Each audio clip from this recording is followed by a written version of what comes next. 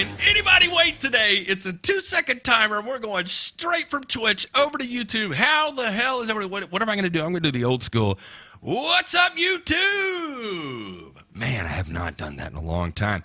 Welcome. It is Thirsty Smurfin' Thursday, and I hope you came prepared because it's going to be a fun one. This is one of my favorite things to do. I don't know. It may be my favorite. I don't know. I really enjoy. I'm not going to lie. I have thoroughly enjoyed. The further we get into Thirsty Thursday, the more I'm enjoying having guests. And I think it's learning how to ask the right questions, right? And two, it's getting comfortable asking the kind of questions, right? Because at first, it's I don't know, it's awkward, it's weird, and then you get better. It did sound the same, Telly. It was the best I had. Where am I going with this? I have no idea, but it's a live call show. And yes, driver, you can move to YouTube or you can stay on Twitch. Are you going to kill the Twitch stream, JP? I only kill Twitch if YouTube suffers. If YouTube suffers, we'll kill Twitch. But in the meantime, feel free to stay there or you can move over to YouTube. It really doesn't matter. We'll just do the pre-show on Twitch because why not? We can talk a little more freely there because just not a lot of people tune in. And so, we can kind of run our mouth over there.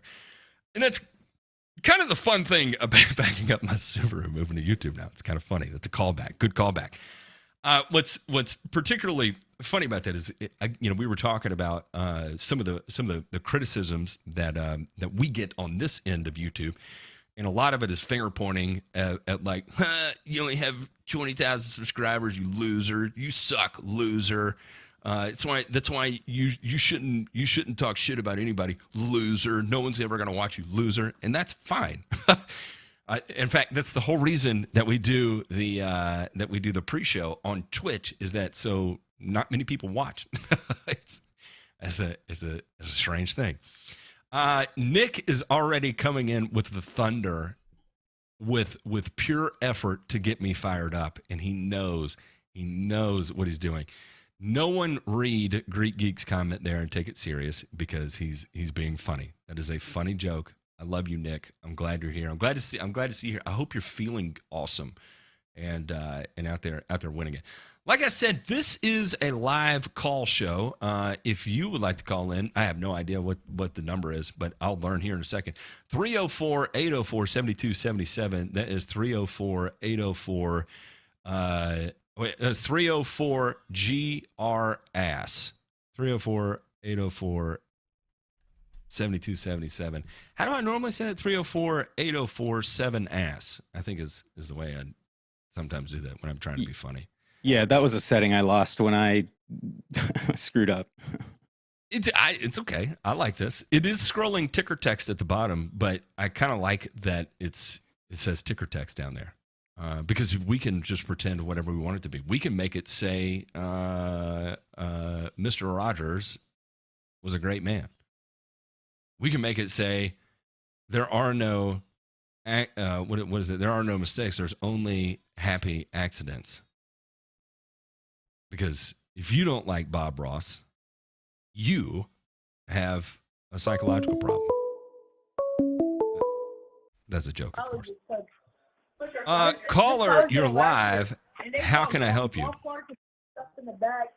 Hello? Hey, how's it going? I'm husband. How are you? I'm good. Who do I have the pleasure of speaking with?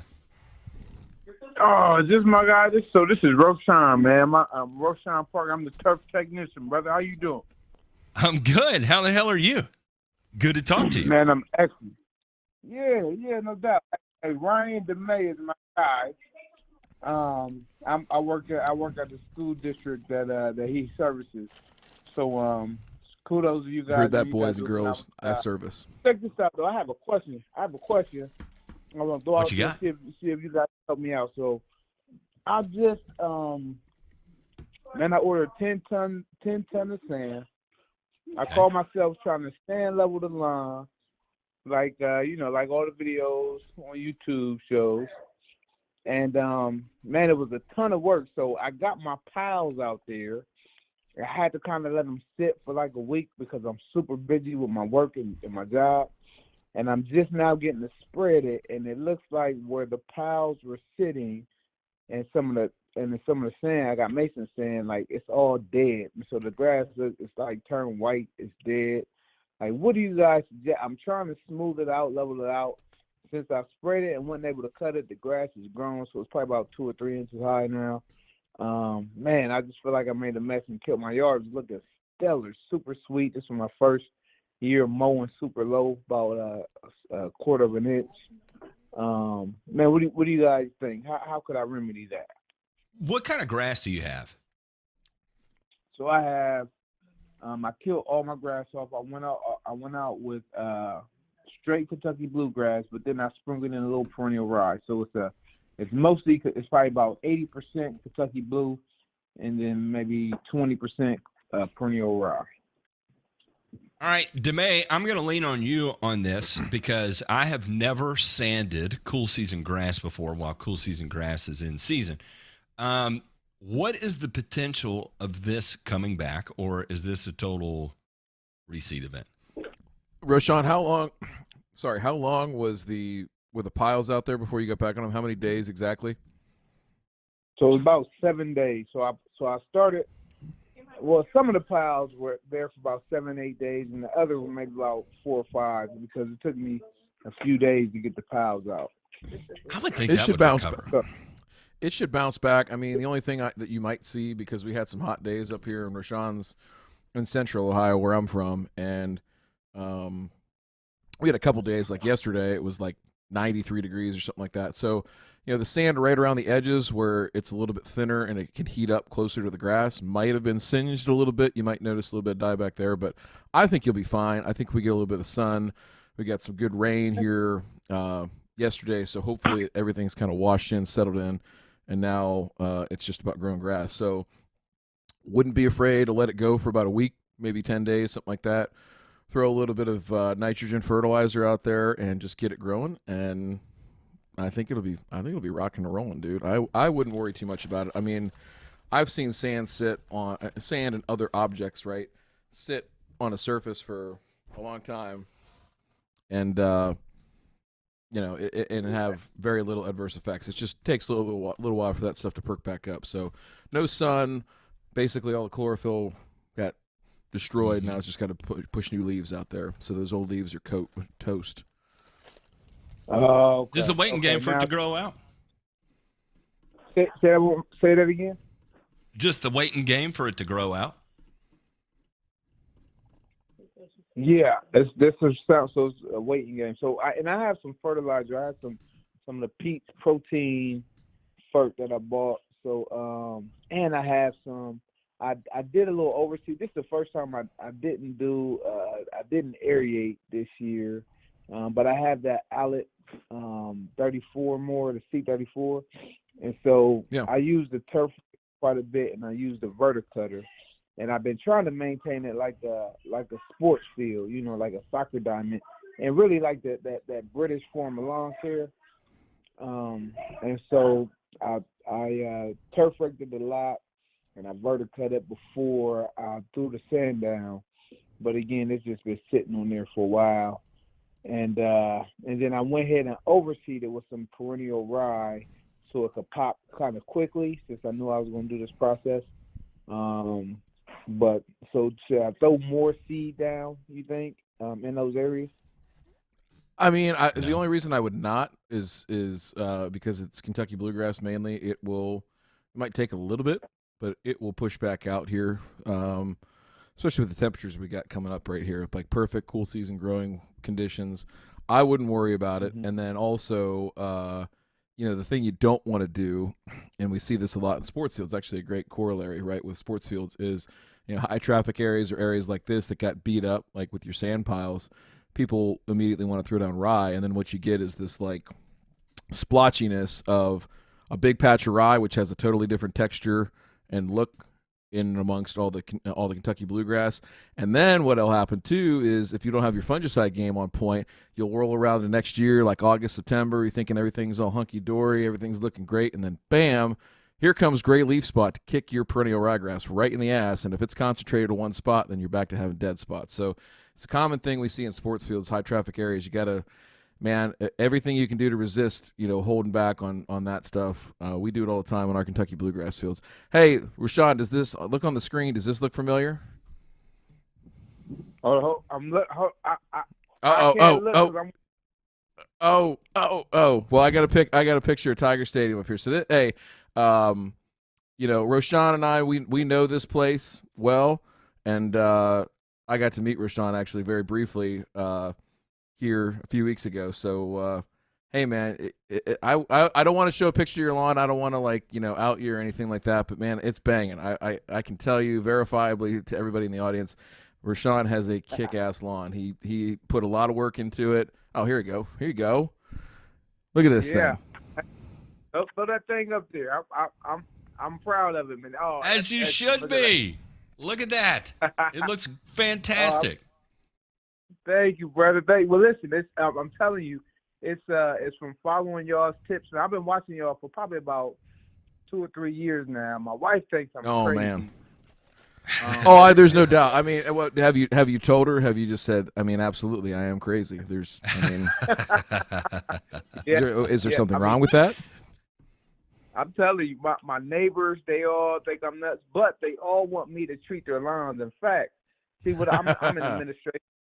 I'm a principal at the high school, at Tiger Field that Ryan just showed there, and so. My time is just nuts. But I do think, man, I get so many people trying to get me to treat their lawns and to help them with their lawns and to consult. I'm like, man, I probably could make a living out of this. But for me, it's just the labor of love, and I feel like if I turned it into a job, maybe I wouldn't love it as much. And I just love it right now. So I appreciate all the inspiration that you guys and all the knowledge that y'all put out there into the world, man. It's phenomenal. And as you can see, my results are from your thoughts and your you guys. Your guys. So you're doing the work, man. Yeah. You're doing a great job. You're doing a great job. So keep it up. Check back in with us. You should come on the show sometime, man. I'm sure people would love to hear about where you came from, how you did it, and everything like that. So reach out to J Pink, mail at thegrassfactory.tv, and come on this winter when school's not in session. Winter break. Mm-hmm. Winter break. There you go. Boom. We've got it. It is. Let's do it. Okay, I'll tell you what. Put up whatever email you just said. Yeah, I'll have him put it up. We'll have him put it up. J Pink is. I'll text you. There you go. Okay. Text him. Oh, that's right. Awesome. Because you called in. We can text. Ha ha. Kabam. Awesome. Thanks, Rashawn. Hey, I appreciate the time. Y'all have a great night. Absolutely. Thank you for calling in. No doubt. All right. Bye-bye. It's hard to get much better than that. You know what I mean? I'm trying, dude, the thing is I don't know, people hit us up for questions. Sometimes I feel bad because I just can't answer. I'm just going, and I forget about it. I mean, it's hard sometimes to keep up, and but man, it's crazy because again, we just look at this as I mean, this is shit we do every day. I don't feel like it's a job. I know we talk about it, from time to time, but it's crazy that people take what we say, and not only us, but we're not the sole authority. Unless you ask all the YouTube trolls that watch us incessantly and like to pick ourselves apart. I love you, Jake. I love you, Evan, even though you're the same person.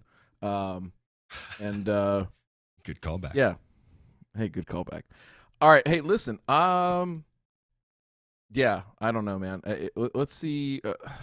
Is anybody going to call in? Justin Dawson. This is it. If you got any anytime minutes left on your plan, use them now. Caller, you are live. Oh, we're getting beeped in. Caller, who do we have the pleasure of speaking with? Oh, boys. All right, I snuck away to the bathroom. I think I got You serious right now? Are you serious? Are you hiding in the toilet to call? I'm literally hiding in the toilet to call. Can you please? I got a real quick question. Hey, wait. Can you hold the phone up to your hand while you put an exam glove on? I need to hear that shit. Never mind. All right, sorry. Anyway, go on. 2 questions. Number 1, how the hell are you supposed to plan your fall nitrogen regimen when your growth potential goes from below 100% because it's too fucking hot in the end of August to below 40% because it's too fucking cold by the middle of September? Okay. Just do it. Well, man, I could say something real mean. Can I say something and put the sarcasm alert on here for a second, please? Yes. J Pink, do we have a sarcasm alert button? Just go watch that latest Lawn Life video. All right. Hey, I love you, Jesse. You're a good dude. I'm just fucking with you, for God's sakes. Just take a joke. All right. Anyway, that was bad. I'll probably go to jail for that. It was good. I'm kidding. So, all right. The one thing you cannot do this. Do not conflate growth potential with nitrogen uses, right?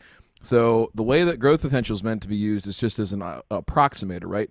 If you're looking at daily GP, that's only it's not necessarily a look at the speedometer or the velocity of how fast grass is growing, right? It's just potential, right? So there's other factors that come into play. So really what you need to do if you really want to keep a handle on that was what you need to do is look at clipping volume, right? So you're probably going to say, oh my God, how am I going to handle doing clipping volume? Well, I'm going to tell you how.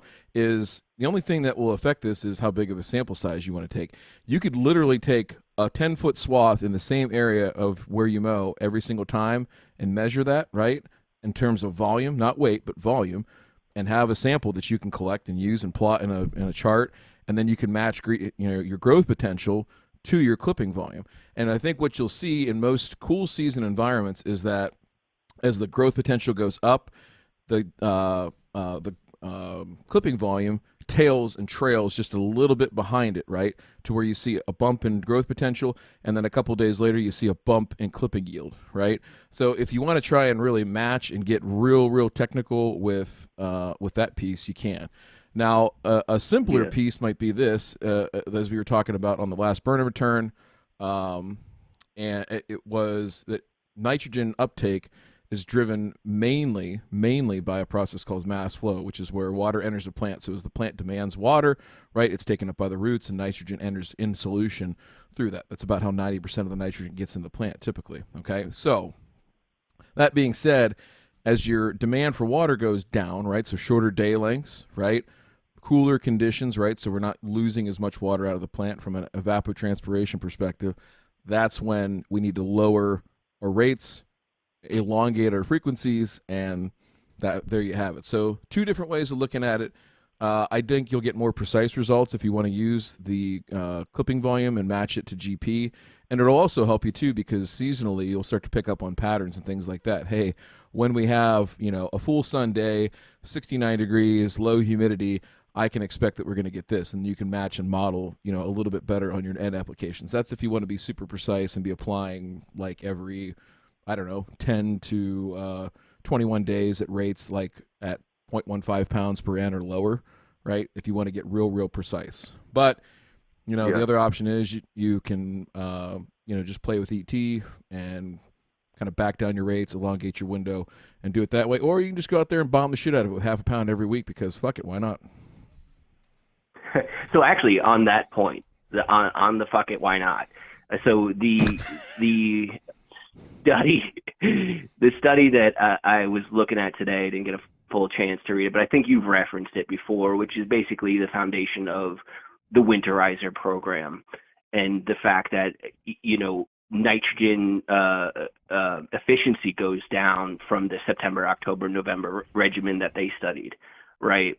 So what I'm curious is that what they found was right. Like in November, it was something like 11% uptake of nitrogen, but is there a limit to that? So if you're putting down 10 pounds of nitrogen, theoretically, is the plant going to take up, roughly 1 pound of that nitrogen.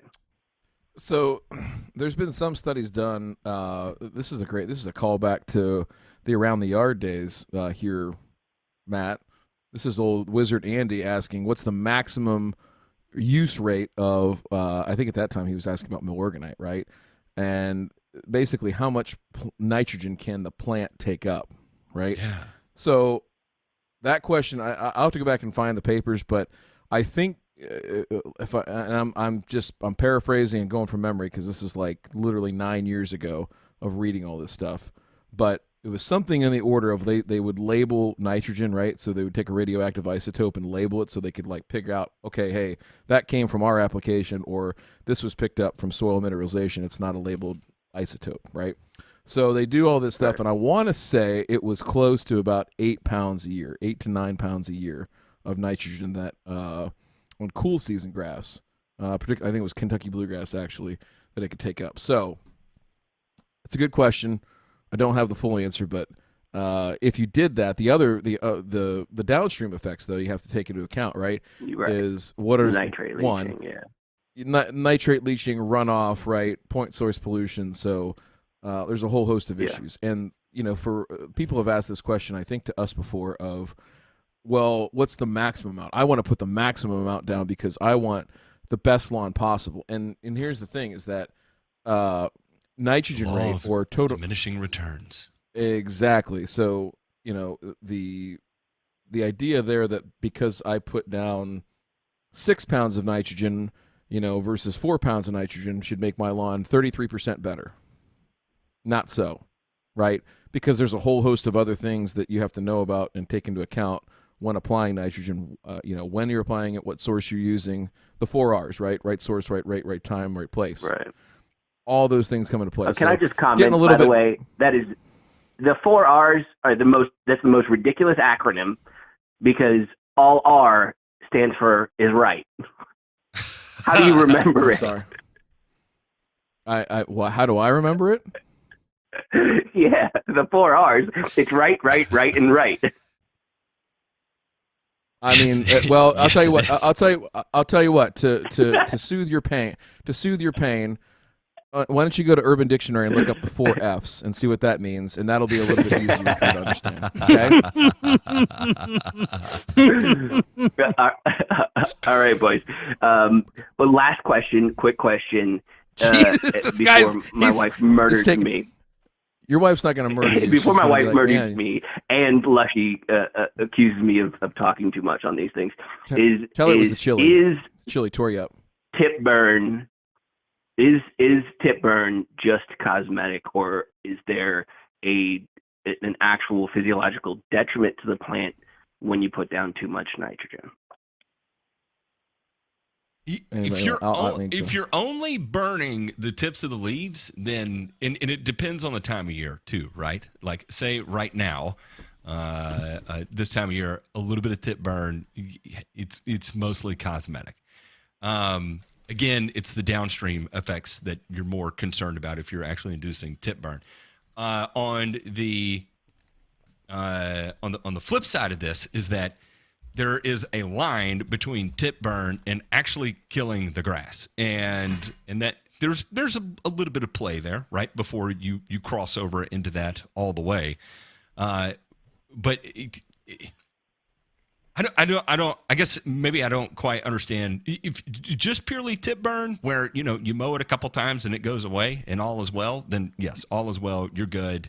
Not a whole lot there you have to worry about because you're going to have plenty of water to leach out all your excess nitrogen that accumulated that caused that to begin with. But if you are getting water and it's not recovering and it's just dead, then it's dead at that point, and then yes, you've got a major physiological problem. Yeah. I'm referring to tip burn. Just tip burn. I've seen. You're going to be okay. Yeah. All right, boys. Love you. See you guys in October. Can't wait. Be careful out there. Later. I am steady looking for this. I'm over here on Around the Yard, and By the way, I was not allowed to join around the yard. I did apply. I was not allowed to. I got in. And did you really? Yeah, that's where I met. I found Grass Daddy on there, and he was secretly putting lawn forum stickers in his videos so he wouldn't get banned from around the yard, and that's how I found lawn forum. That's interesting. I'm reading one of DeMay's responses right now, and it is so DeMay. it's written out in red as a response to everybody. And it's a beautiful thing. Golly, what a terrible, terrible forum that turned out to be. I mean, just absolutely awful. The lawn forum is much more significant and better. Who's next? If anybody wants to call in, 304-804-7277. You don't have to. I understand. I get nervous sometimes, but you don't have to. No, don't need to be nervous. We do have a caller. Oh boy.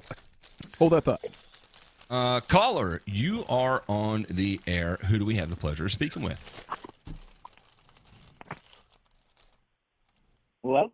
Are you Hey, are you rubbing how's the it going? Are you rubbing the phone on the part of your body, or are you going to talk? Lower. Hey, Lower. This is Lushy, 150 miles to the left. Lushy, 150 miles to the left. Is this Brent? Right, it's Brent. This is Brent, professional. What are you turf doing, services. sir? Hey, how are you guys? I'm good. How the hell are you? Oh, we're good. We're good. I'm 39 tomorrow. Hey, congratulations. Happy birthday. Happy 39. birthday. You and my son have the same birthday. So, and it's for all my Catholic brethren out there, that's Padre Pio's feast day. My mom would want me to remember that and say that. Sorry to make things awkward. Hey, he's a Libra. Yeah, that's awesome. What do you got going on, Brent? Talk to me. So I just wanted to talk about peat moss on acidic soils and sandy soils here in Western Massachusetts, and why I don't like them. Yeah, can I get this out there? I understand some people like using peat moss because it can help them determine when to water and that kind of fun thing.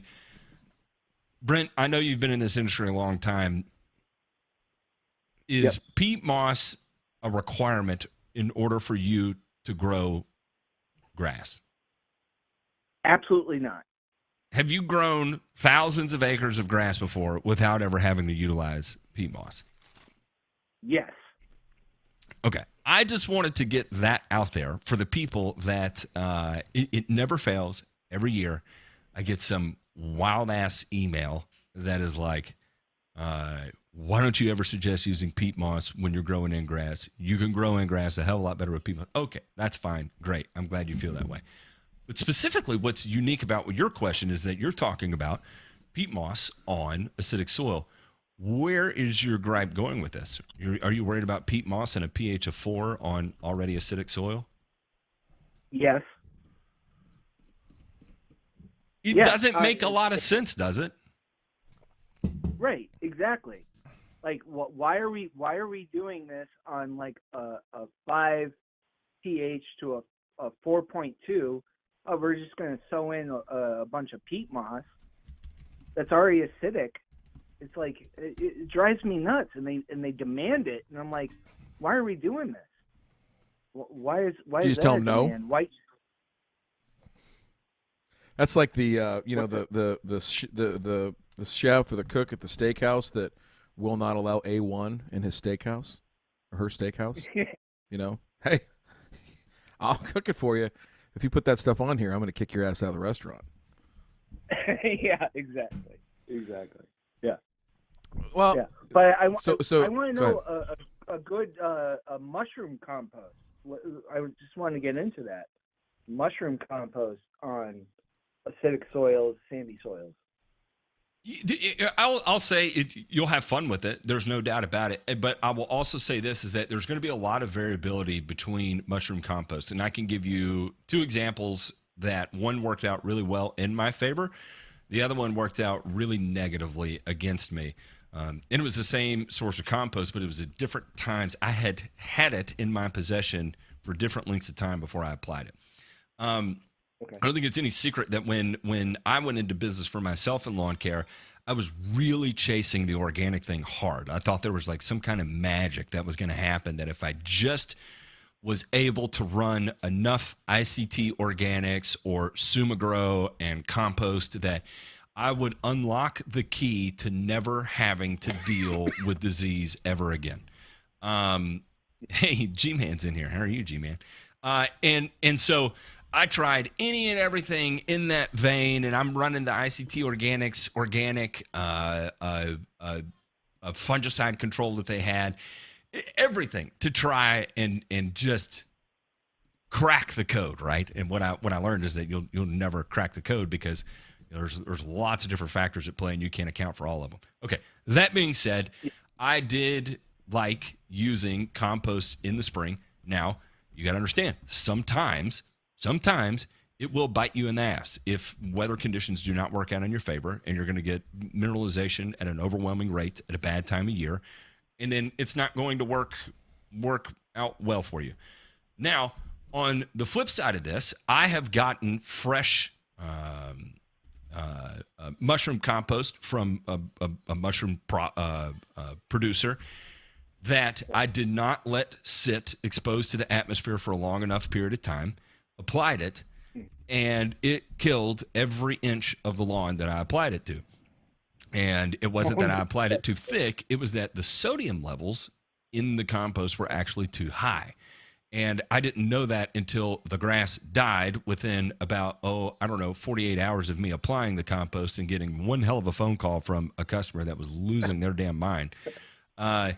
That I was like, oh, shit, let me get it tested, right? And it was off the charts. I had it in a covered bin, versus when I got the first load, it sat outside exposed to the atmosphere in the middle of our literally a nursery that we grew that for plants that were going to be installed in landscape installations. It had sat in the middle of it for like a month, right? A lot of leaching that can take place there. So using that compost was a totally different experience that worked out in my favor, versus using fresh compost that had been sitting covered in a bin for not very long time, a day, and applying that to the lawn and it all dying. So there's two examples on the opposite end of the spectrum. Got it. Yeah, no, makes sense to me. I appreciate it. Yeah, 100%. Well, I'll let you guys continue Thirsty Thursday, and thanks for the birthday wishes. I appreciate it, guys. Thanks, absolutely. Happy gosh dang birthday, and may 39 not lead to the same level of mental meltdown that 36 gave me. So good luck. Oh, well, I bought a lawn care company at 36, so I get it. There's nothing like just really digging yourself into a hole and for a midlife crisis that your 30s bring on. It feels good. Yeah, feels good. Yeah, exactly. All right, love you guys. Take care. All Have right, a great night. love you too. Have a good night. There we go. There's Brent. 304-804-7277. He is hardened as hell. And it's funny. You know, I watch he and Lushy in the Discord sometimes, and you can tell those are just two dudes who've been at it a long time and are just like, and then when everything is perfect, they're like, oh yeah. It's so funny. Caller, who do we have the pleasure of having on the air? Hello? Hey, caller, you're live. All right, so you possibly know who I am. This is I'd like to introduce this gentleman. He'll remain nameless, but he is the chairman of the Thirsty Thursday Scholarship Foundation. So we'll put up more details later, but Michael here is working on something special for the spring for all of our patrons and members, and we're going to push that out. And hopefully, if he does his job right, next year around this time, Matt Martin, Ray Ito, and Ryan DeMay will be awarding the first annual Thirsty Thursday Scholarship. And some kid will have to go back home to his family, to his principals, his guidance counselors, his coaches, his teachers, everybody, and have to say, guys, I did it. I won the Thirsty Thursday scholarship. And then for every job application he fills out, everything like that, what are your awards and achievements? Thirsty Thursday scholarship. It's going to be amazing. All right. How many L's are you dishing out? That's what I want to know. How many what? Do what? L's?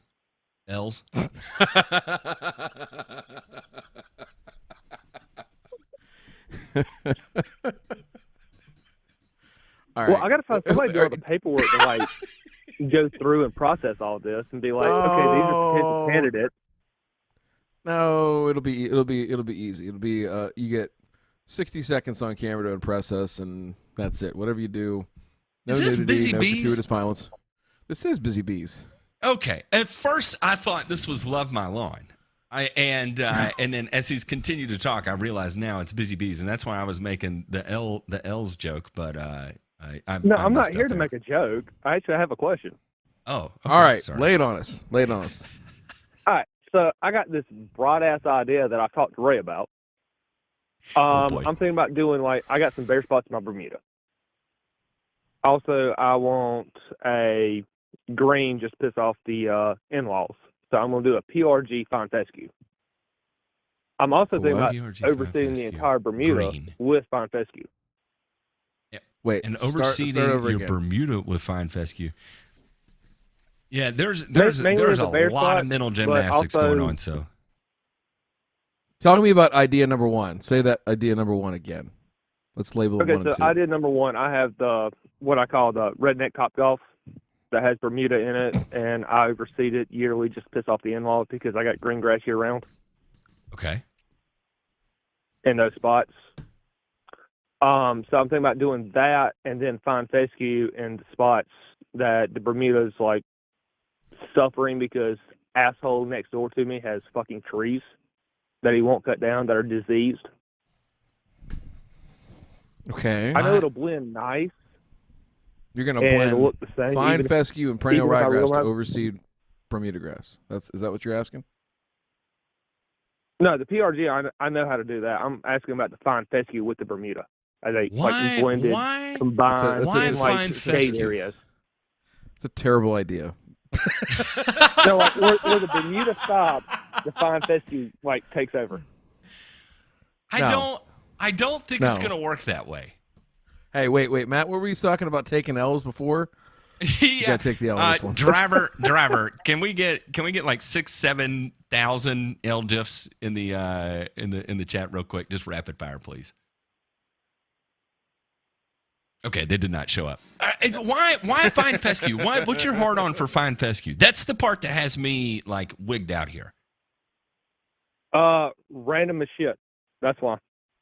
Just Why not bent? so you're just doing it as like a personal challenge? Well, I know fine fescue grows better down here than bent.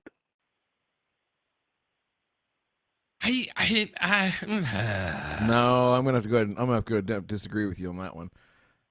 I mean, okay. I don't know. We're talking like 60-foot oak tree taking like 2,000 square feet of a yard, and it's all bare dirt right now because You know Bermuda what? just You know don't what? like it. Listen. It's gonna be easier in a shorter conversation for you to come back here next April and say, "Man, this sucked. It was a terrible idea," than it is for us to convince you otherwise. So please try it, document it. If you prove us wrong, I'll buy you a steak dinner at the golf outing. All right, I'll owe you that. Deal. And if it doesn't, Deal. we're gonna make it. We're gonna make our own gif of you taking the L. Believe that shit. Works for me. Look, certain fine fescues. In the fine fescues you're going to see down there are going to be like acclimated, right? And you're going to try and take these newer genetics that you can find out in the wild, like on the market right now, and attempt to introduce them. And I just don't think it's going to go as well for you as you think. You might, and I know where will some acclimated 100%. fine fescue is that I could plug. I And I was gonna try but that. here's the thing: what does that look like? What does that look like in the rest of the year? Right? When does it? Wait, hang on. Let me go back. When does it ever look good? Period. Honestly, never down here, but it's green. That's my point. I know what you're looking at because I've seen fine fescue patches around here and in other places I've lived in the South, and it never really looks good. So it's you're doing this is a weird spite motivated thing, and I think you would be happier, and I think your spite card would be more complete and full with just perennial ryegrass than it would be with the fine fescue in it. Yeah, but there again, not only for wintertime, but like for the summer too, to prevent erosion on that side where it's always bare. And I'm not going zoysia. I'm not going the hell with fucking zoysia. Wow. How dare you? Okay, Ray. Sorry. I mean, he has called me the protege of East Coast Green Dot once. I like zoysia, and you don't have to. That's fine. I'm judging you, but that's okay. I don't know. Well, we both take centipede. If it's on a slope and it's always bare anyway, I doubt fine fescue is going to do well there. It might. I don't know. It's not going to establish quick enough. Yeah, I think you're better off putting some landscaping in and calling it good. Personally, but what do I know? Well, then I might just make it a driveway then. That a boy. Put just some purple coneflowers in there and take amateur photography of the beautiful butterflies and caterpillars that come in.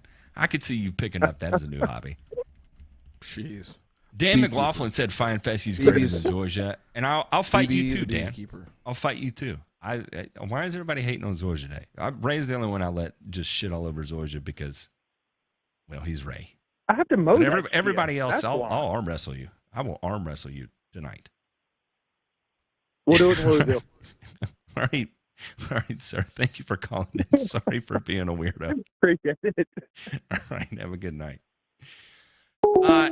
I have no idea who me is in the chat. And let me get this out of the way. Me, if you want to call right now. Just get it over with. Call in. I'm curious who the hell you are. Because my God, are you an attention-seeking asshole? And for fuck's sake, man. Matt. Huh? Yes. Telly claims that me is a 12-year-old. Oh, damn it. We already made that mistake once in the Discord. Oh, sorry. No laws sorry, were violated, me. but sorry, me. Jeez. I guess there goes the stream. There goes YouTube. Caller, you are live. Caller, who do we have the pleasure of speaking with? Holy shit. Oh boy. I made it through. All right, this is Taylor out of Champaign, Illinois. All right, what's up, man? Champaign, Illinois. Yeah. Home of the Fighting Illini. That's fine. So anyways, I have a few questions. All right. So anyways, all right. So I think this year, last year, by June 4th, we moved into our new house, and I did a soil sample on the yard, and I'm pretty sure I botched it. I'm pretty sure I messed it up pretty good. I haven't done this before, but this time, for some reason, I thought it was a good idea. When I took my soil sample, and I used Waypoint Analytical for my soil samples, this time I used, when I pulled my cores out, and I put them in the Ziploc bag, I went to the sink and I put I don't know, maybe 2 tablespoons worth of water in the bags, and then mixed it in with the soil. All right. Now, okay. My question is, I came back with high pH in my front, which I did that in the front, but I did not do that on the back soil sample. My back soil sample is still a little high, it's a 7.3, but my front soil sample from my front yard is at 7.8. Now, my question is, in your experience, mixing your soil samples with water is probably not the greatest idea, right? Tap water? Not tap water. Yeah, I wouldn't do that. Yeah. I was assuming. Now, could that cause a rise in pH when they do the soil sample? Potentially, yes, Yeah. depending on the pH of your water, and that's going to be your latest thing there, and it hasn't had time to buffer and all that fun stuff. So it's potential, but to kind of calm your fears there too is a 7.8 in the front and a 7.3 in the back. Like that kind of variability is 100% normal. Yeah. Okay. Well, and you know what? Here's another thing too that I did, which I was thinking back to. I haven't done before. When I took these soil samples, I'm a union landscaper, so I'm pretty busy around here, especially during the time that I took these soil samples. I got busy, so after I did all this, I had it all packaged up, and I was gonna drive it up to Waypoint because we have a Waypoint. We have Waypoint in town actually. So, and it sat for like 4 days. It sat for like, at least 4 or 5 days before I drove it up there. Now, would that have any effect on that either?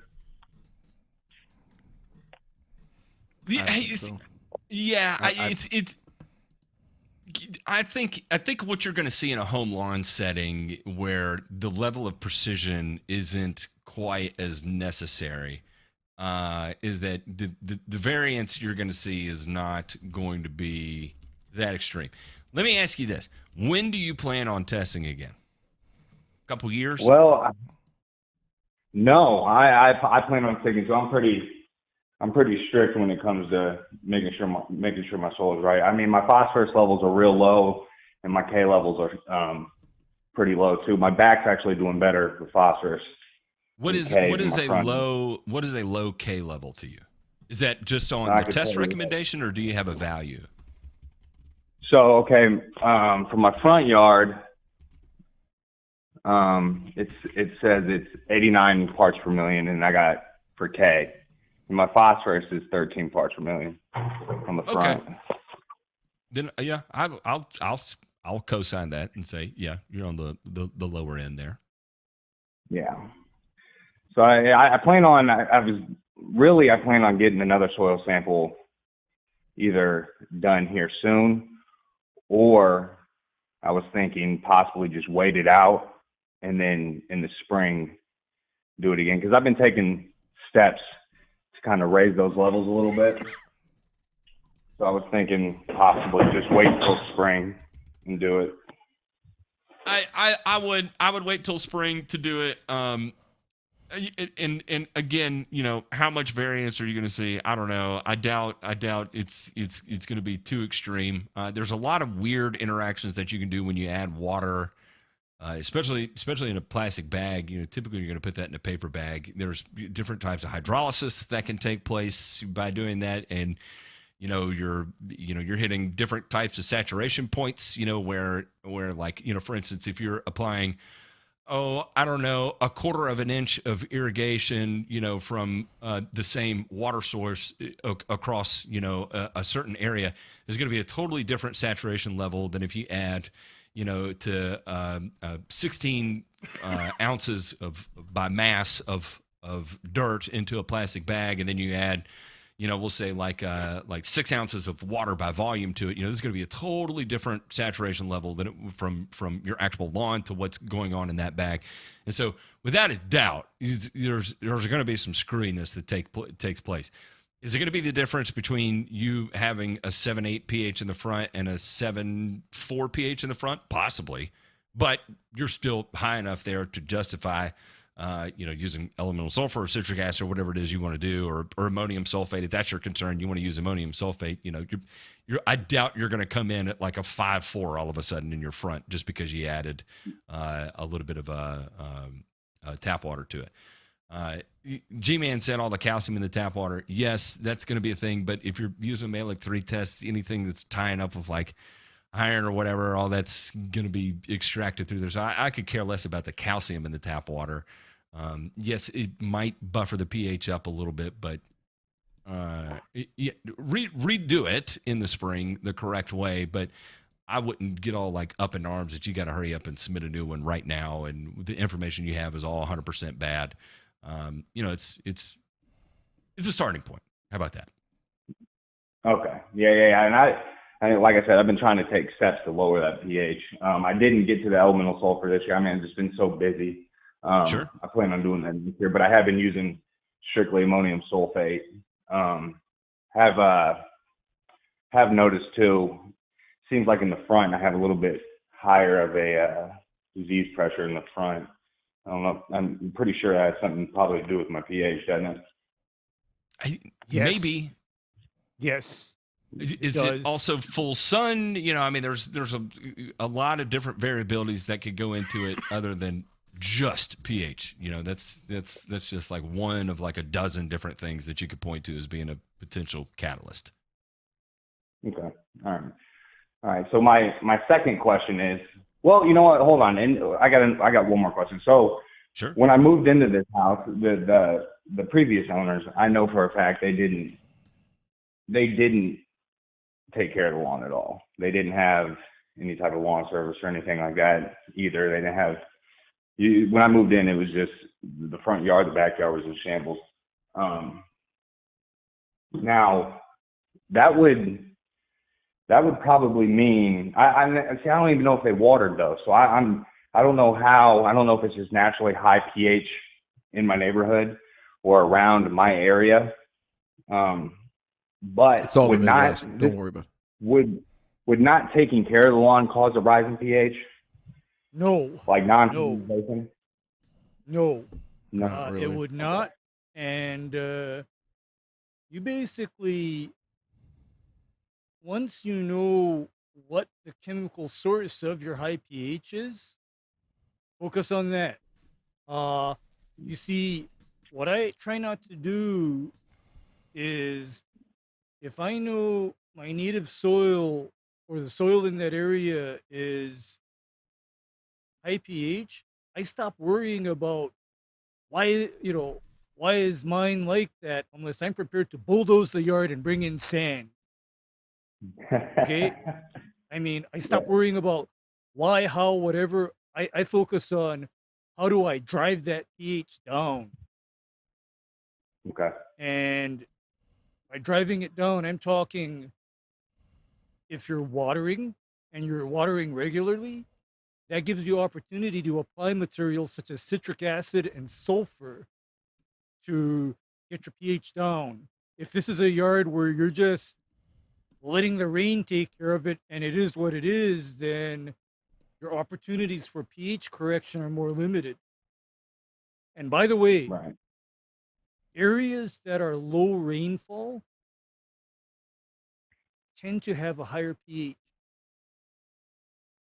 because Yeah, one of the functions of rain is it tends to leach out a lot of the calcium and magnesium. Okay, it leaches it out. I mean, I see that effect in my area where higher rainfall areas where I'm at tend to have a lower pH, and they also tend to test rather low in calcium and magnesium because the rainfall is constantly removing the calcium and magnesium and therefore driving down the pH. Okay. Yeah. Well, you know what? See, and that's another thing too. I'm really high in magnesium. I'm at 480 parts per million with magnesium. Typical Midwest.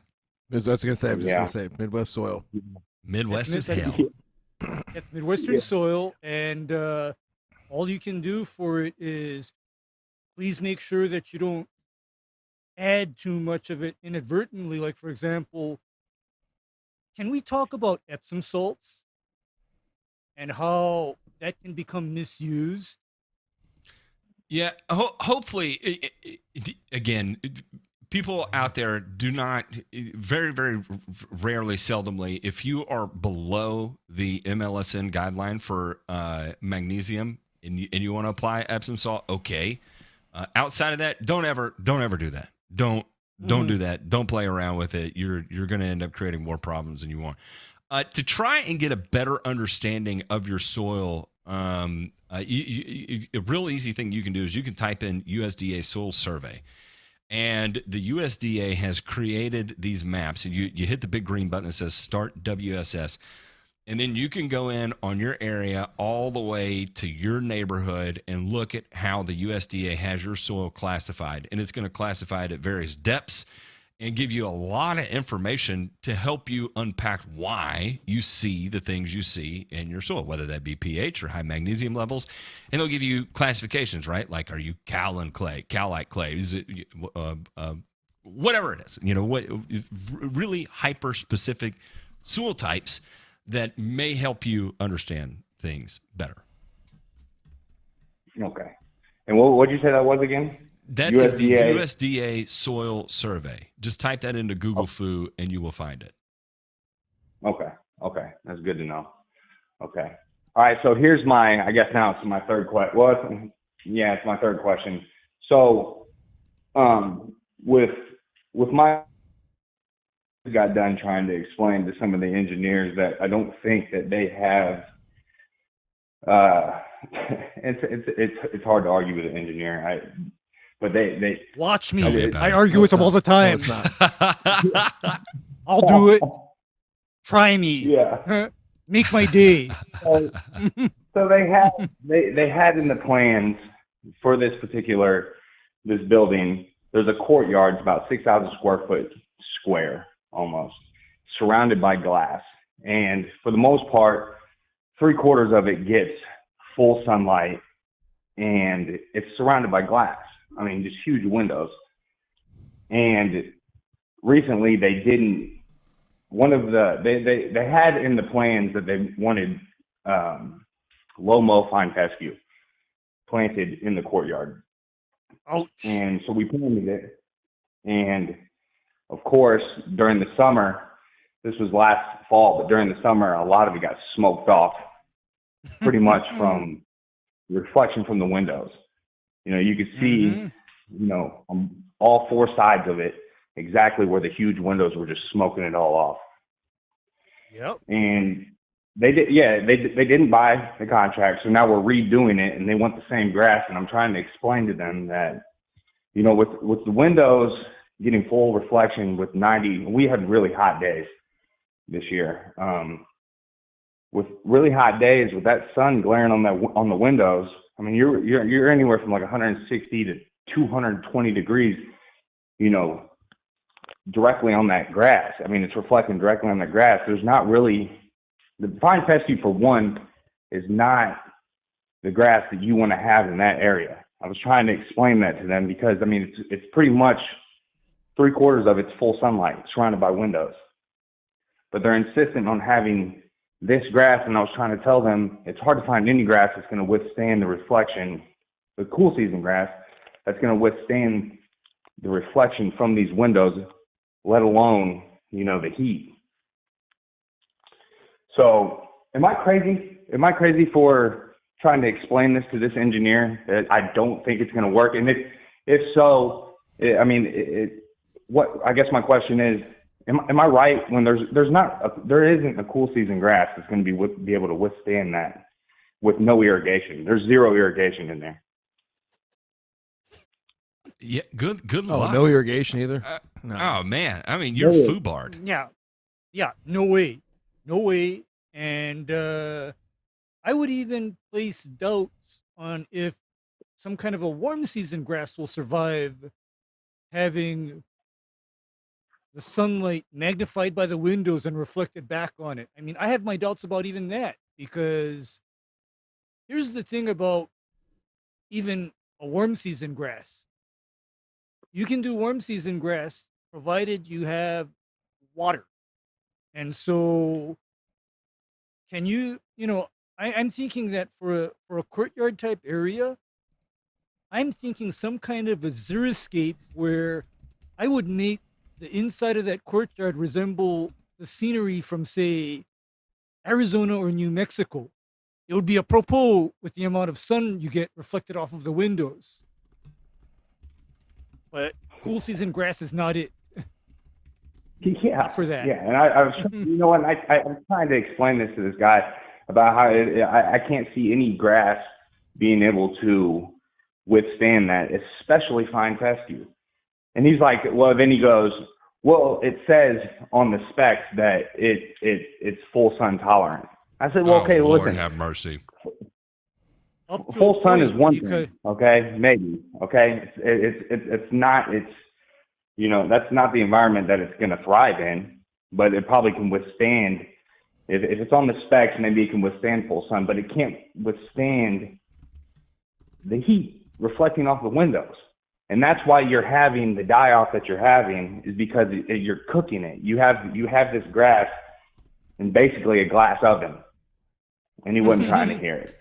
Needless to say, we're redoing this whole thing, and I mean, well, here's what I would say. let me ask this. So, this is my world. I deal with this all day. And G-Man, come on, man. He doesn't have irrigation. He can't do that. He can't put more freaking irrigation on. And even so, the reflective energy that you're getting, the radiant heat that you're getting, there's no way that you could cool that plant off long enough and irrigate it frequently enough without drowning the roots and killing it off anyway. So that's not going to work. It's simply not going to work. So that being said, I would ask this engineer, why did it fail in the first place? And he'll probably say, oh, it was, installed poorly or whatever, right? That's So, I mean, okay. So, the things that you can do, right, are essentially without irrigation, it's going to be a struggle. I think you can install a couple different types of grass, right, from sod, potentially, just some patches in there, ASAP, and just do a test, right, and show this guy, we're going to be struggling to do anything. I would say that if it had irrigation, Kentucky bluegrass, out of all the cool season grasses, is going to withstand higher light intensities. But again, temperature, there's really not a whole lot you can do to recover from that. So I'm with Ray. I think it's a poor design in the wrong space, and that either needs to change or insanity will ensue. yes, I mean, it's and it's basically. go ahead. And let me ask you this: who is paying to have this space done for the second time, and only to have it liable or likely to fail again? Because that is always my question: is okay, who's paying for it? Is it coming out of your pocket?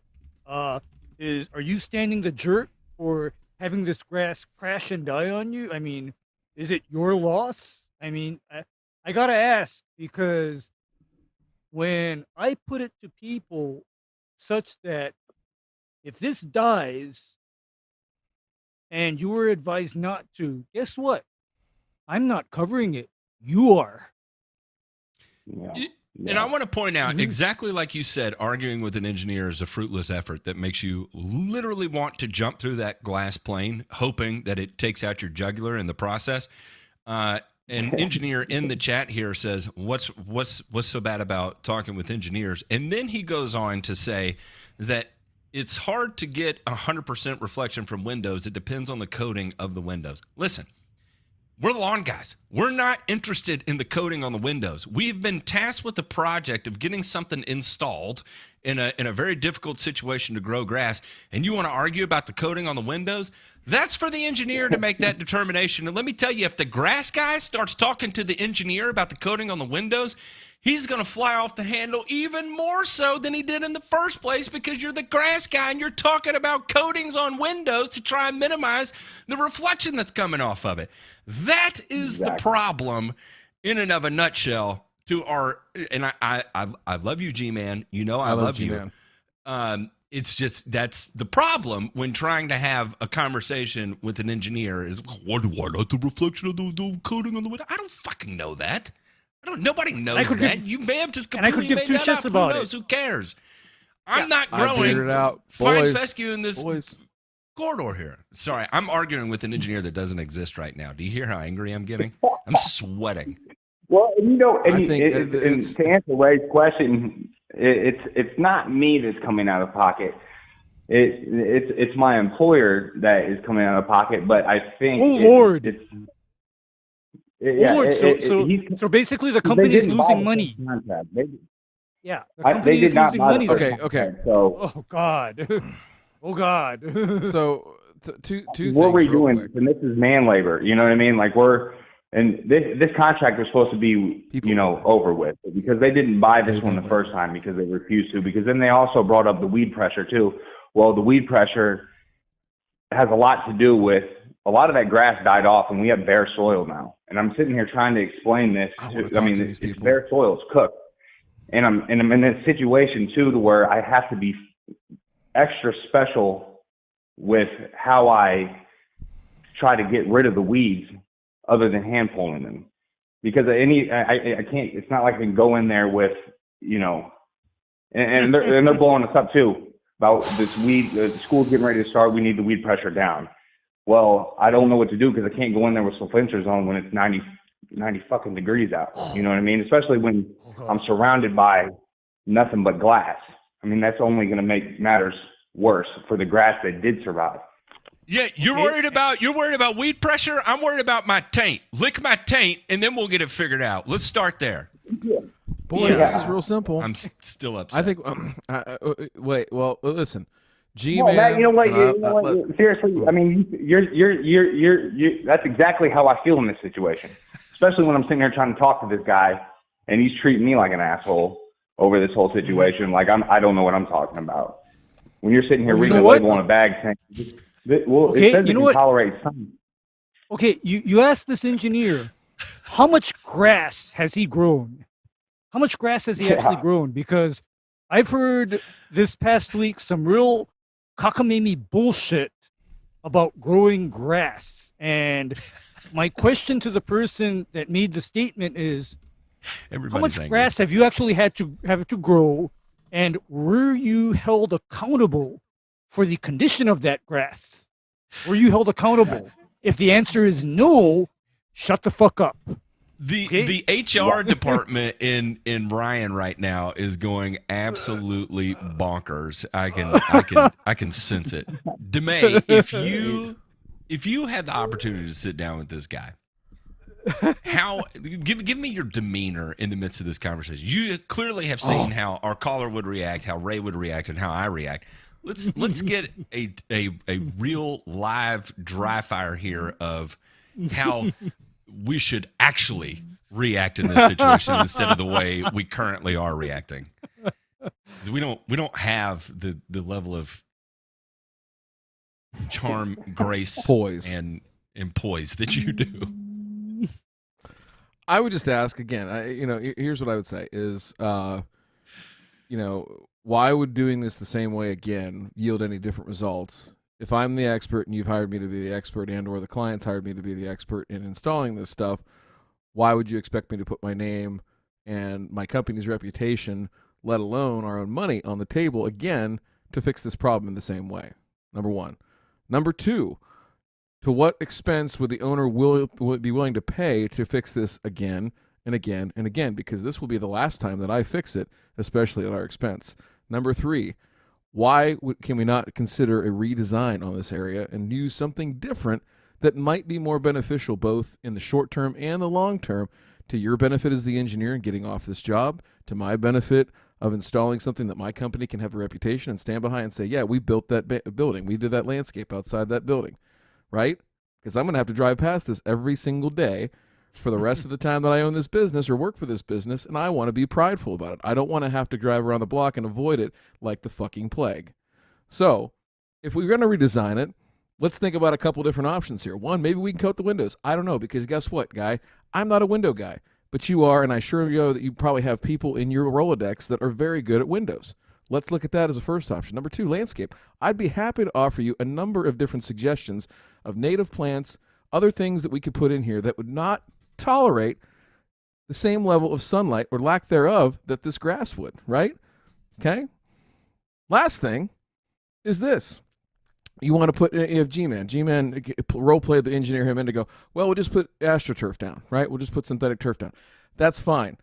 Now, is the client willing to pay $18 to $20 a square foot on a 6,000 square foot space that they wanted non-irrigated turf in? So clearly they don't want to spend the fucking money because they didn't put the irrigation in first. You're going to go to them with an alternative, right? Maybe it is the best alternative, but you're going to go to them with an alternative that's literally like 12x the cost of what we're fucking talking about right here, right now, that's already failed. Probably not the best idea, okay? So the last thing I'm going to offer you, this guy, is this. I want you to go down to fucking Sunglass Hut, and I want you to buy 6,000 square feet of Ray-Ban, put them on the lawn, and go fuck yourself.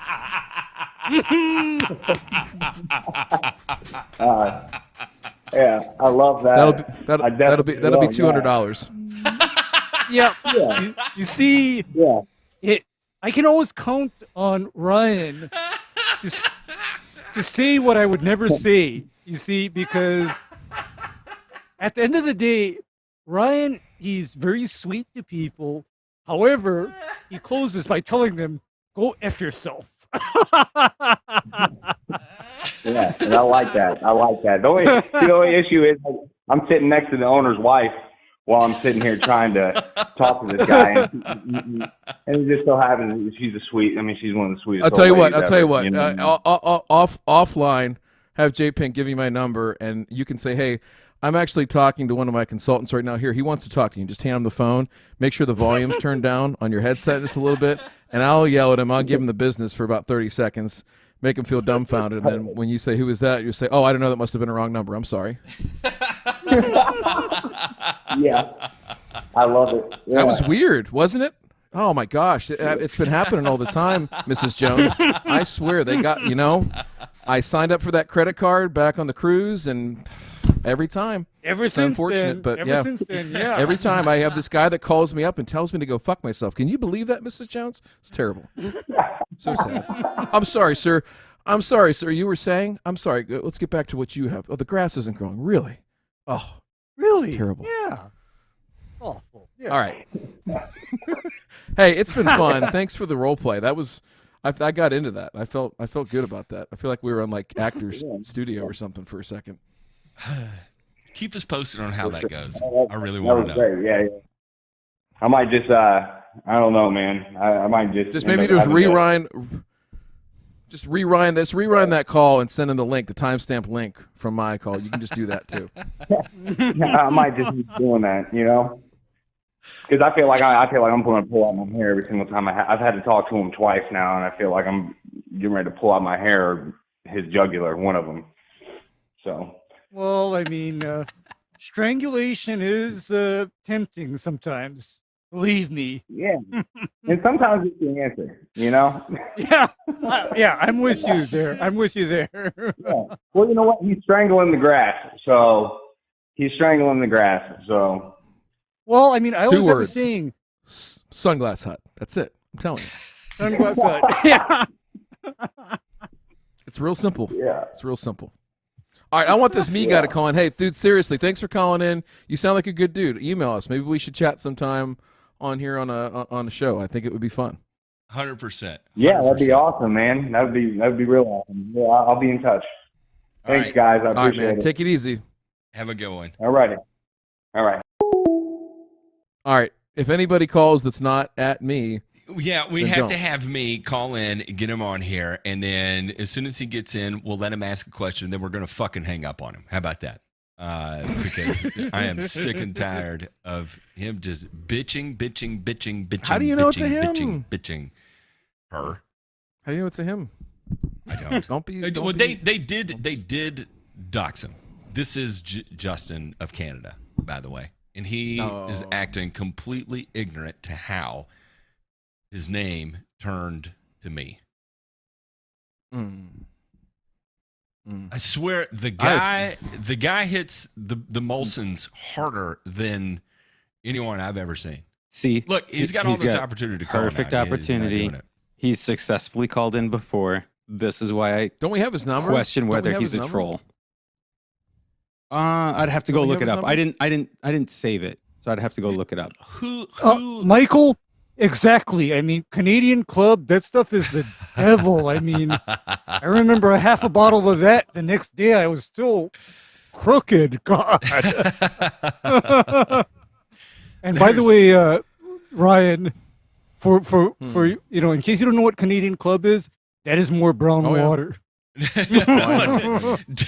Demaze definitely knows about the Canadian Club. I think that's a rite of passage everyone has to go through at some point, right? Like, I mean, that's like everybody's first foray into cheap whiskey. yeah. You know, Yeah, it's Canadian It's like pop Club off will vodka. I mean, it's yeah. Well, the other one that's what. Oh, go ahead. Go ahead. that similarly is going to mess you up is back in the 1970s and the 1980s, there was Seagram's VO. I've never had the VO, but I've drank a shit ton of Seagrams before. Well, I'll tell you what I Seagram's want to see. VO is just basically that's I call that Swill. pink thinner that has been slightly used. That's why it's brown. Oh, I thought he said. I thought he said taint thinner. No, pink thinner. Nice callback. Caller, you're live. Is this me? Is this Justin? It is not. I hate to apologize, but I was Hang up. enjoying the show Hang up too now. much No. earlier. Kidding. I'm actually relieved. Who do we have the pleasure of speaking with? My name's Garrett. Hey, what's up, Garrett? How the hell are you, man? Welcome. Oh, not much. We thank you. We actually spoke at one of your first times doing this. We had a conversation about bricks and lawns and stuff like that, and it went on from there. But anyway, I sent you an email for an article suggestion for your next burn and return. There was a local Robert Trent Jones golf course up here down here in Birmingham that smoked. I'm getting mixed articles. They either smoked just their greens or they smoked their entire course by accidentally mixing in something. Like they said, one article says they accidentally thought that herbicide was green sand and they top dressed the greens with it.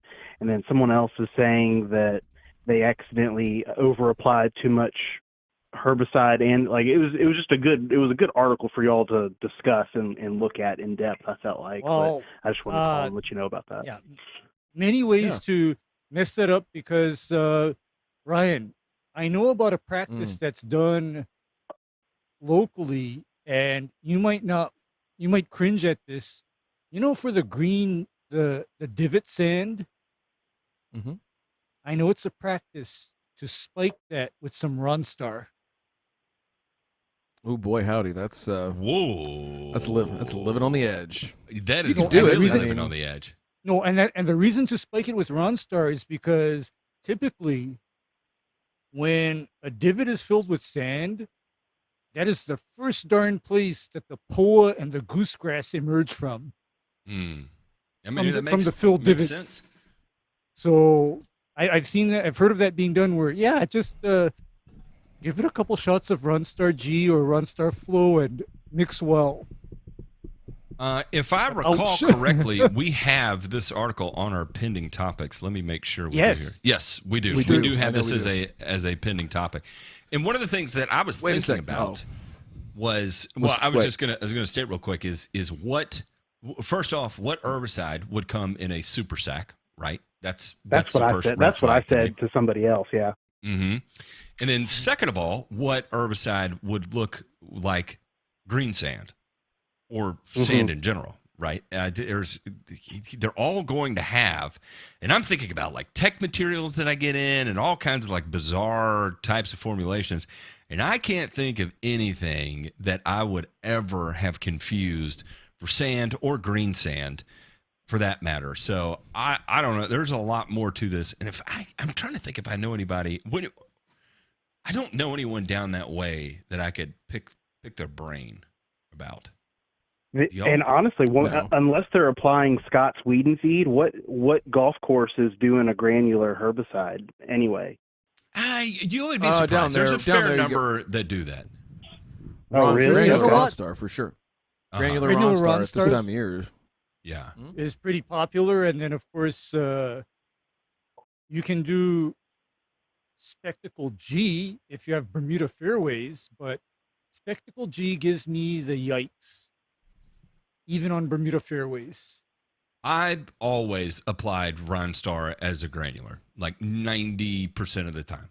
And occasionally I would be digging through the barn and uncover some soluble packets, that I could drop in the sprayer kind of thing. But 90% of the time I'm spreading it on a fertilizer. Well, G, Matt, I'm kind of the opposite in that I've always used the water soluble bags or the Ronstar Flow in the 2.5 gallon jugs.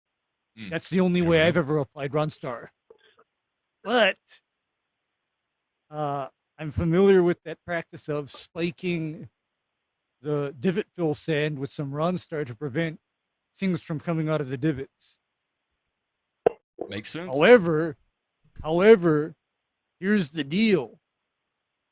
Don't ever apply Runstar to a green of any kind, because for one thing, it is not labeled because the green cannot tolerate it.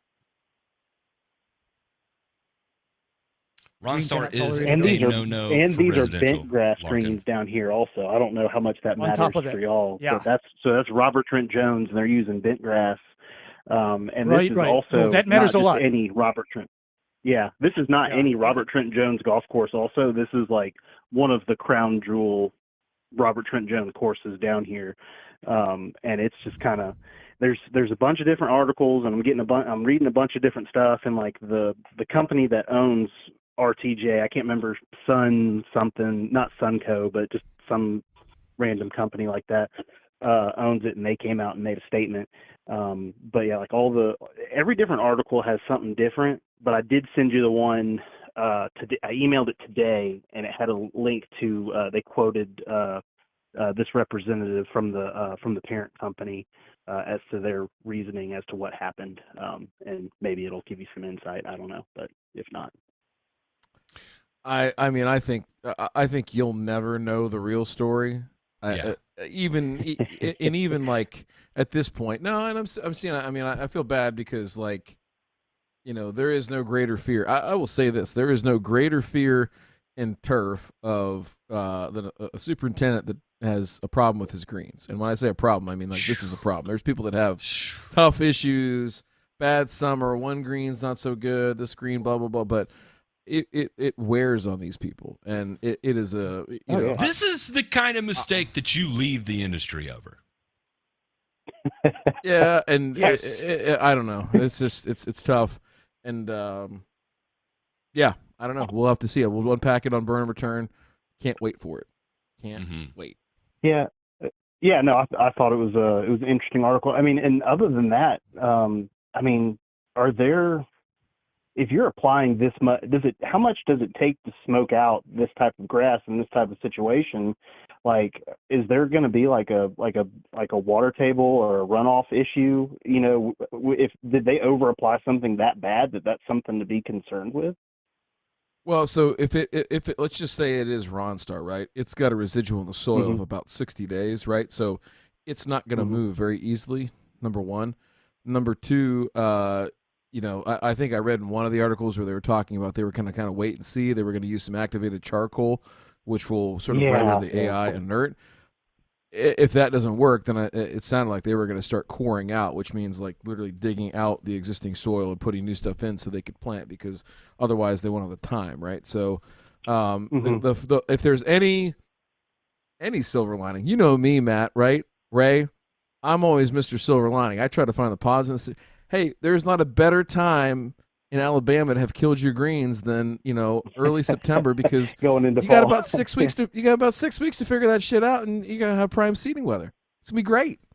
But they're talking about going in with Tiff There's Eagle. been a couple of courses down here. I don't know how familiar y'all are with it, but they have either swapped over their greens from Bermuda, or they had a different type of bent grass, and now they're using something that Auburn University developed, and it's called AU Victory bent grass. And let me tell you, that stuff is legitimate. Like I played a couple of courses down here in the Birmingham area that had it, and in the middle of summer, they didn't even have the fans on. And all they had done was let it get a little bit longer. They were rolling it, just to make it as fast as possible during the heat, but applying one of those UV reflective dyes and stuff like that, just to, keep the intensity of the sun down. But I mean, there were no fans on. And growing up, seeing golf courses that had bent grass down here, unless you're Augusta and you have a refrigeration system underneath your green, it was night. I was like, holy cow, I can't believe they don't have the fans on. It was 94 degrees. So I mean, that stuff is absolutely legitimate. So you're right. maybe they did it on purpose and said, "Hey, we want this bent grass instead." That's a superintendent with Hey, well- a gigantic set of balls if he did that by design. I mean, the Well, yeah, I was biggest gonna say sack in the the, entire world. Hey, maybe he could listen, go talk with what- y'all's engineer. Maybe, yeah. Yeah. I'll talk to that guy. Love all the people shitting on engineers. My dad's an engineer. I love you, Dad. My dad's a good engineer, though. God Almighty. Oh, This is I'm a great. home inspector. I get called an engineer. I deal with engineers. I deal with clients. I deal with everything in between. I like Matt's Ryan's how he broke down everything and kind of put it on their table and made them take some ownership. And I think that's the biggest problem, is that no one's willing to take ownership. They're pointing fingers, and sometimes it just takes a bigger kid to say, "Hey, let's hash this out." So up until the sunglass hut, you had me. Sir, you use thermocouple wire instead of Romex. That's not going to work. What? It's since. Is this since- jet cord? What is this? Yeah. Just start. Yeah, we're gonna have to have play Garrett with on the show plastic now caps. too. Ever. See, we're just finding all sorts of. I feel like we're at the guest draft right now. We're interviewing people or something. It's fun. It's good stuff. I promise this is not me. I'm not fun in real life. Stop it, Tomei. All right, guys, I'll let y'all go. Get on to the next person. Maybe if it's not the 12-year-old at me's bedtime, he can call in time. Yikes! I appreciate Wow. you calling in, Garrett. It's good talking to you. All right. He's gonna talking call. to you. He's gonna call us on 1010-220 or 1-800-COLLECT. Probably. Yeah. That's how he's gonna call in tonight. What is it? You gotta be of 526 age to remember 5261, where you used to call Jam 1. The time is 11:44. The The temperature, temperature is 71 degrees. Justin, 304-804-7277. This is your bat call, and then we're gonna go to the show after the show. But I'm gonna give you I don't know, about 20 more seconds here to have the opportunity, because I know it is going to be a little bit of a delay here. Rob Withers, did I ever dive into the prairie food? I did, and I can't even remember it at this point. And the fact that I don't remember it tells me about how much it stimulated my brain, aka it didn't at all. There was nothing about this that I looked at, and I was like, "Oh man, this is a great product right here." Prairie food fertilizer, and it's another one of these that doesn't have a label or any of that. Okay. Caller, you are on the air. Caller, you're live. How you doing? I'm good, Justin. How the hell are you? You finally made it in. Do you feel better about yourself?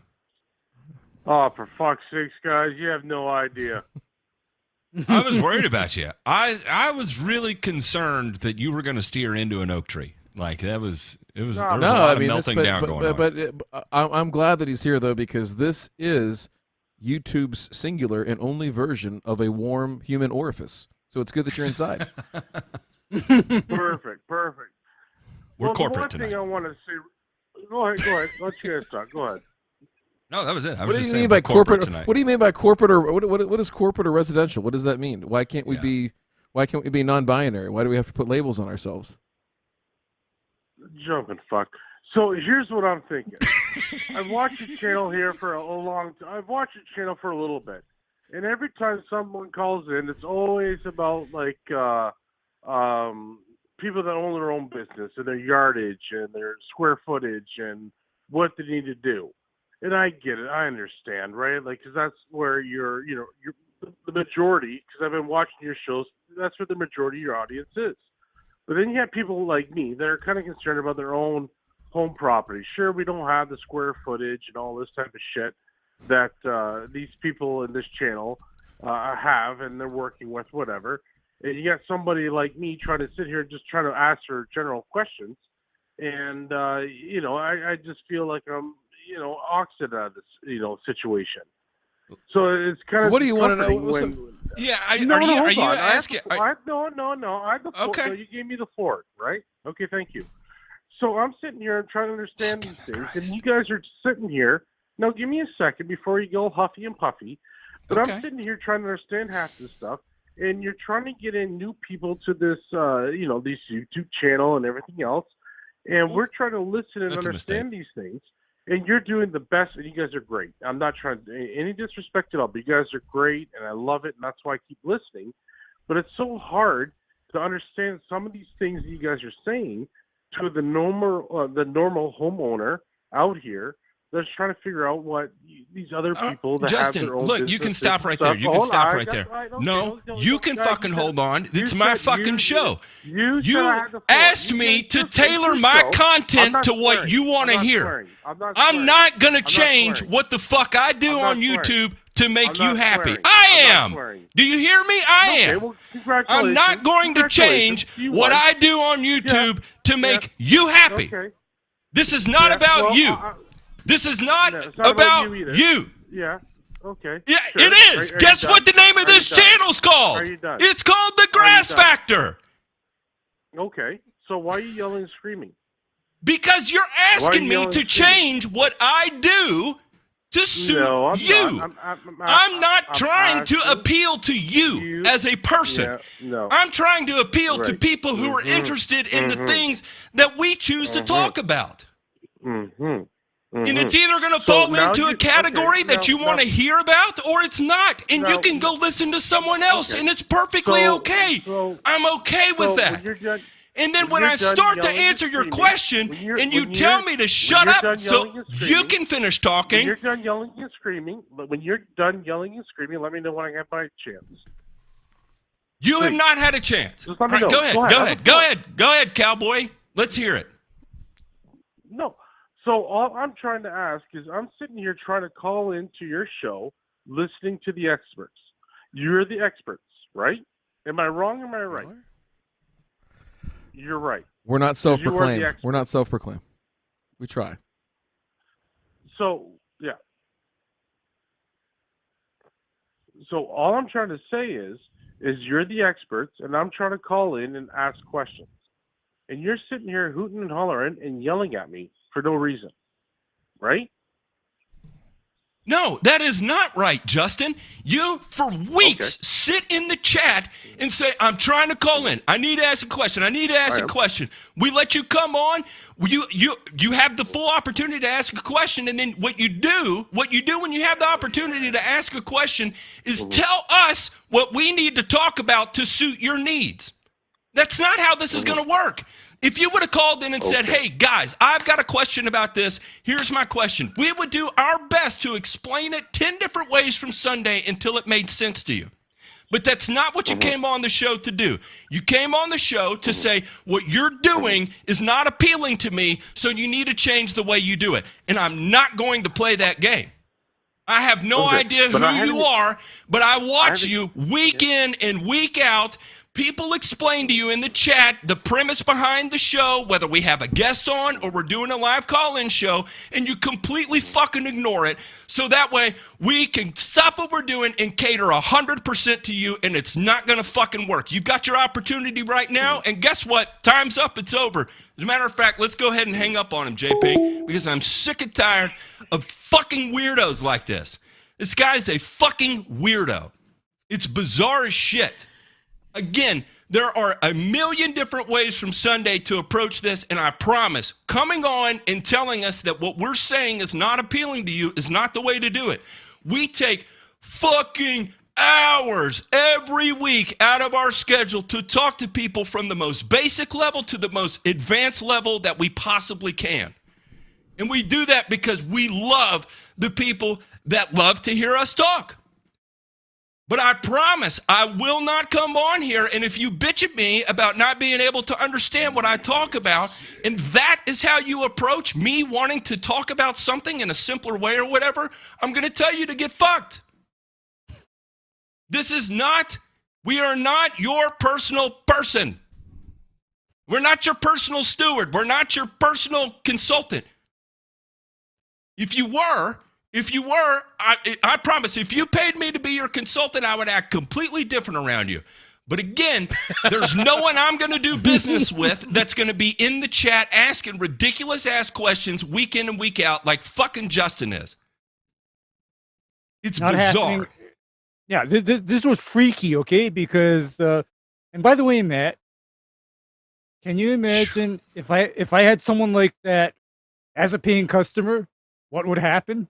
It just wouldn't exist. It would not exist. It'd be like, whoa, God, hey, you would pick up the phone and you'd call me. You'd be like, Matt, I just had this experience with the weirdest dude I've ever talked to in my life. And I had to tell him to get bent. No, I'd have to tell him, you know what, man? I ain't here to make you happy. And if you can't deal with that, aloha. Okay? I think I took Justin's request as he didn't maybe like the format, and to that I would say, you know, I think Justin's been offered many opportunities to email us. I think J-Pink has offered the email address many times. Yes. And all I would say, Justin, if you're still listening, if you want to engage, dude, that's fine. Just say, hey, you talked about MLSN or what? I'm making up a question, right? What does that mean? And you know what? Like, we may give you an in-depth answer. We may just say, hey, check out this link. Here it is, blah, blah, blah, whatever. But, you know, I don't know. I think the format that you're trying to ask the questions repeatedly and over and over and over again and not make it, I mean, I'll be honest, it's not making a lot of sense, is hard. And the way that we're giving and dishing out the information is not conducive to that. It's not. And I'm not going to apologize for that. That's just the way this show, we've done this show now for, fellas, literally a year and a half at this point. It's been a long time. I think it helps the people that find it, and if you don't like it, just change the channel, man. That's it. Yeah, I would never get my feelings hurt if you change the channel, like at all, 100%. But I promise, if you call in and you say, hey, guys, what you're doing is not appealing to me. This is what you need to do to appeal to me. I'm going to tell you to get fucked. I'm going to tell you to get fucked. I'm not your personal jester. You're not my personal scripter. Well, I'm doing the best I can, and I'm fucking winging it. And I'll take suggestions all day long. I got an email box full of them. And a lot of them, I reply, like, hey, appreciate the feedback. Taking it into consideration. We'll see how we can make changes. But that right there is exactly how not to approach it. And I know that however many people are watching right now would never do that. And this has been a long time coming, and this shit has been boiling inside of me for weeks now. For weeks. I've been waiting to just lose my shit on this guy. And boy, did he come out of the gate swinging today, and I did not expect that. I was actually going to try really hard to be nice. But after I heard that was I know. That was it, because you see, hey, get after us all you want. If you think we're giving misinformation, we will have a conversation about what somebody thinks is misinformation. But to tell us that we have to change how we do this show, wait a minute, that's not happening, because you know what? If we did this show any other way, I'm out of here. Because I wouldn't want it any other way. I would not want it any other way, okay? I don't know. Yeah. Thank you, HR director, for being the voice of reason here, because clearly I'm not capable of it. I'm just going to tell Justin this. That's the last thing I want to say, and then we got to go. We got to go to the after show for our patrons. And I'll tell you that's the way I want to start this off, because not because we feel self-important or anything like that. And nobody here claims to be an expert. I think if you asked all of us, we would say we have so much. No one wanted to answer that question. We are a sum. No one did. Everybody was we are a sum of our experiences, and it's a lot of experience that sits up here. But there's still way more, that we could learn and do better on.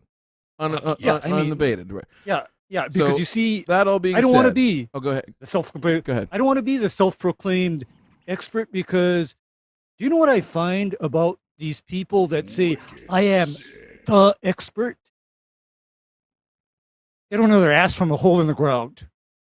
No, That's my experience with so-called with the so-called self-proclaimed experts. So that's why I won't call myself an expert. I will just say that I have decades of experience in certain things, and I don't claim to know everything, and I'm always learning and researching and advancing.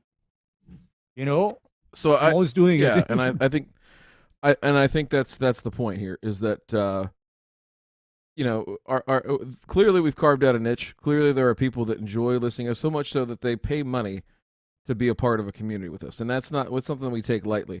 But I will say this is that Justin and others like you, hey, there is a way to get in here, but you have to be a learner. You have to be willing to put in the time to learn and to try and grow, because everybody that is really in with us, and I don't mean this as like a clique or anything like that. I'm saying the people that get us and the people we get, right, are people that want to learn and people that want to do better and figure out, hey, and realize that there's a better way to do things every single time, no matter what.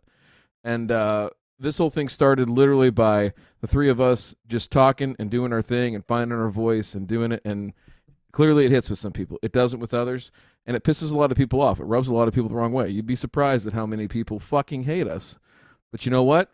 There's one thing that nobody in the audience, whether you hate us or you love us, you could ever accuse us of is being fake or disingenuous. We are real. Everything that you see on here is real. There's nothing fake about it, and that's it. So if you don't like it, please, you know, the Cinemax porn starts here in about 20 minutes if you're on the East Coast. Grab a bottle of lotion, grab your Ray-Bans so you don't hurt your eyes, and go fuck yourself. Love you guys. Bye. Wow. Let's go to the after show. That was the cue to end the show, JP. I think that even I was caught hitting the JP buttons, off. but they weren't doing anything.